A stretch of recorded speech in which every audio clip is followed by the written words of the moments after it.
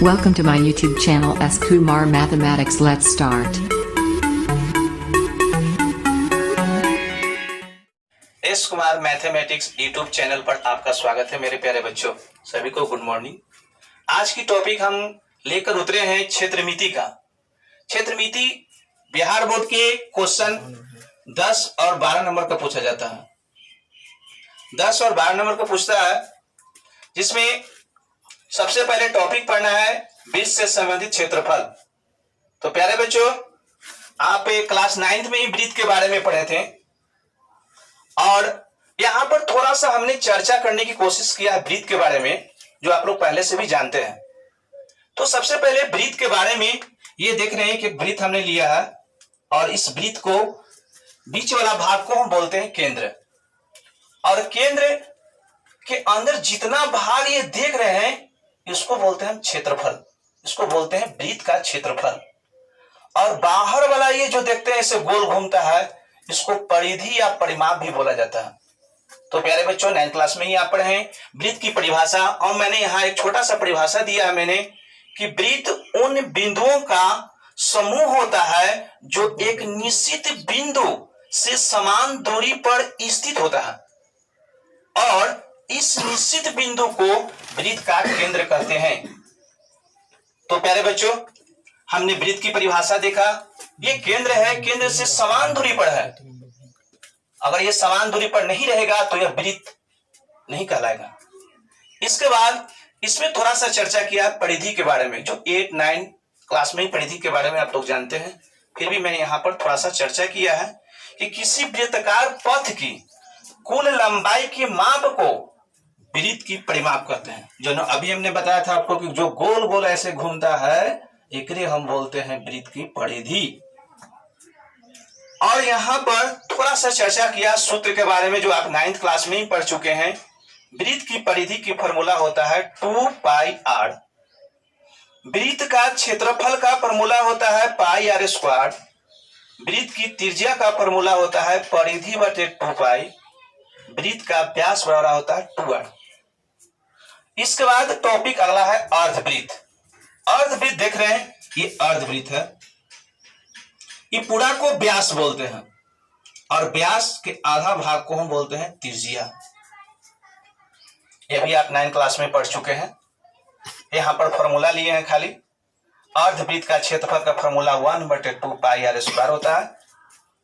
अर्धवृत्त का परिमाप का फॉर्मूला होता है π+2 × r।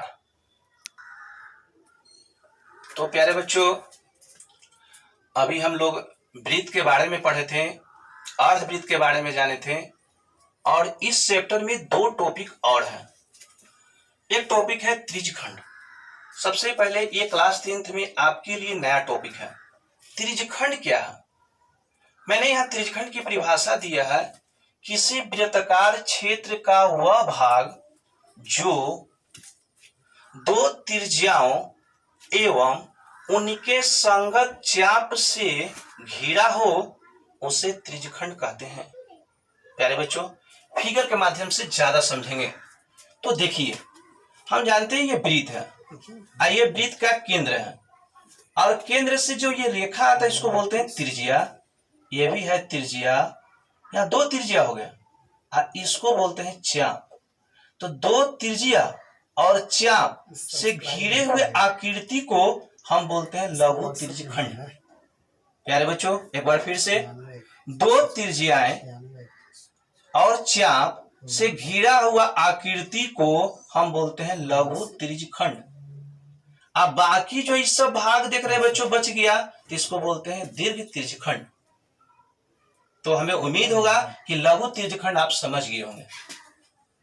इसके बाद अगला टॉपिक है बच्चों वृत्तखंड। वृत्तखंड की हमने परिभाषा दिया है, किसी वृत्ताकार क्षेत्र का वह भाग जो एक जीवा एवं संगत चाप द्वारा घिरा हो उससे बोलते हैं वृत्तखंड। फिगर से समझेंगे बच्चों। ये वृत्त है, यह वृत्त का केंद्र है, इसको हम लोग बोलते हैं जीवा, और ये मेरा चाप है। तो देखिए, यहाँ जीवा और चाप से घिरा हुआ है, इस आकृति को बोलेंगे हम लघु वृत्तखंड। अब बाकी जो शेष भाग ये देख रहे हैं बचा हुआ, इसको बोलते हैं दीर्घ वृत्तखंड। अब त्रिज्यखंड और वृत्तखंड दोनों संबंधित कुछ मैंने नीचे फॉर्मूला लिखा है, गौर से देखेंगे और बढ़िया से समझेंगे। त्रिज्यखंड की परिमाप का फॉर्मूला होता है 2r प्लस 2πr थीटा बटे 360। त्रिज्यखंड के चाप की लंबाई बराबर 2πr थीटा बटे 360। त्रिज्यखंड का क्षेत्रफल बराबर थीटा बटे 360 गुने पाई आर स्क्वायर। इसके बाद है वृत्तखंड के परिमाप बराबर एल प्लस 2πr थीटा बटे 360। इसके बाद ऊपर लघु वृत्तखंड का क्षेत्रफल बराबर है पाई आर स्क्वायर थीटा बटे 360 माइनस 1/2 आर स्क्वायर साइन थीटा। तो प्यारे बच्चों, ज्यादा बेटर आपको समझने फॉर्मूला है तो आप भारतीय भवन बुक ले लीजिए और पेज नंबर M1 2 3 4 में फॉर्मूला ये सारे चीज दिए हुए हैं। एक बार अपने घर पर बैठकर अच्छी तरह से इसको देख लें और इसे नोटबुक पर लिख लें और इसके बाद बढ़िया से समझ लें और इस फॉर्मूला को याद कर लें ताकि मैथ बनाने में कोई दिक्कत ना हो। जैसे ही हम एक्सरसाइज की ओर चलेंगे तो आपको एक एक मैथ में डीपली समझाऊंगा जिससे आपको लगेगा कि हम कोचिंग में ही पढ़ रहे हैं। बशर्ते खाली आप भारतीय भवन बुक को आप सामने रखेंगे। जो भी क्वेश्चन प्रॉब्लम होगा आप कमेंट के जरिए हमें बताएंगे। मैं उसे चाहूंगा इजी से इजी मैं बताऊं जिससे आपको कोई तकलीफ ना हो। तो प्यारे बच्चों, कल हम आपसे लाइव क्लास जुड़ेंगे 8:30 बजे क्लास 10th के लिए भारतीय भवन मैथ बुक। जो टॉपिक मेरा आज जो बताया हमने सुरेशन क्षेत्रमिति, वही टॉपिक लेकर कल मैं उतरूंगा 8:30 बजे। 8:30 बजे से लेकर 9:30 बजे तक क्लास 10th के लिए लाइव क्लास रहेगा।